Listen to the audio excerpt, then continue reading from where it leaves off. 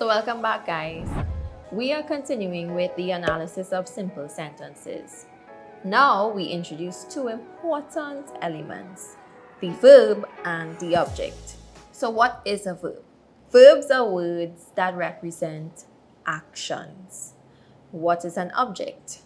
An object is the person, the place, or the thing that is being acted upon by the verb. So let's look at these examples. First one, Jane bought a book. What is the subject in this sentence? The subject is Jane. Who bought the book? Jane did. The verb, of course, is bought. And what is the object? The object in the sentence would be book. Jane bought what? She bought a book. Let's look at another example. My mother baked a cake.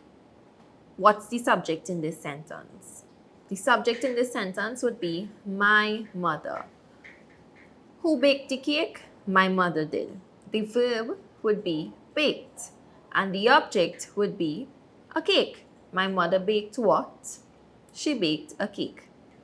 So now that we are able to identify the subject, the verb, and the object, it's very important for us to distinguish between the direct object and the indirect object.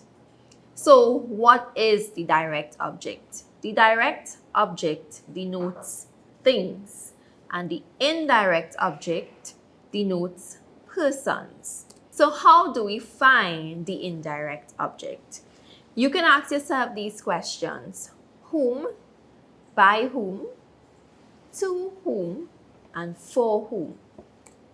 So let's analyze the following sentences.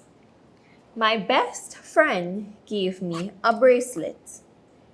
The subject in this sentence, my best friend.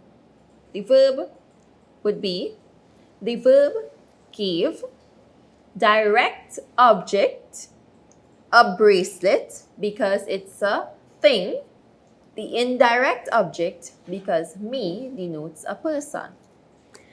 Next sentence. The vendor sold Jane some marbles.